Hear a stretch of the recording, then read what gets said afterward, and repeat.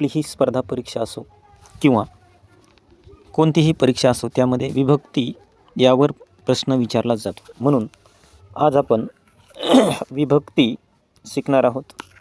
तर आज आपण चतुर्थी ही विभक्ती शिकणार आहोत. चतुर्थी या विभक्तीचे प्रत्यय आहेत सला नाते आणि त्याचा कारक आहे संप्रदान किंवा दान. मग वाक्यामध्ये दान देण्याचा किंवा भेटीचा संबंध येत असेल तर तेथे चतुर्थी विभक्ती असते.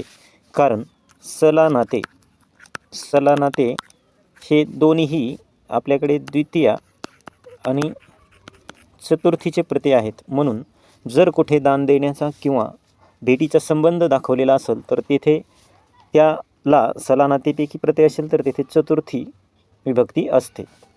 तर यामध्ये आजीने नातीला गोष्ट सांगितली, आजीने नातीला गोष्ट सांगितली असं आपल्याला इथे दिलेलं आहे. तर इथे काय झालेलं आहे की आपल्याकडे आजीकडून नातीला गोष्ट सांगितल्या गेलेली आहे, म्हणून हा लागलेला ला प्रत्यय इथे चतुर्थीचा आहे.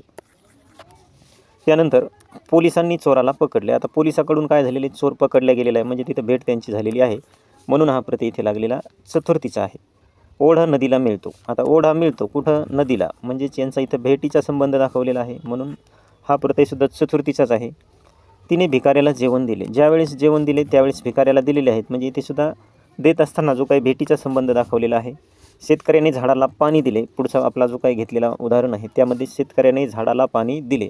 शेतकऱ्याकडून झाडाला पाणी देण्याचे काम झालेलं आहे, म्हणजेच त्याने सुद्धा पाणी देण्याचे दान केलेलेच आहे, म्हणून हे सुद्धा चतुर्थीच. आणि शिक्षक विद्यार्थ्यांना व्याकरण शिकवतात. इथे सुद्धा विद्यार्थ्यांना काय झालेलं आहे, व्याकरण शिकवतात. शिक्षकांनी शिकवण्याचे काम केलेले आहे, म्हणजेच दान देण्याचे काम केलेले आहे.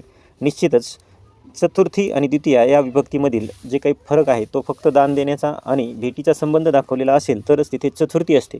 यावरून आपल्याला स्पष्ट लक्षात येते की चतुर्थी आणि द्वितीयेमधील जो काही फरक आहे तो एकदम साधारण आहे.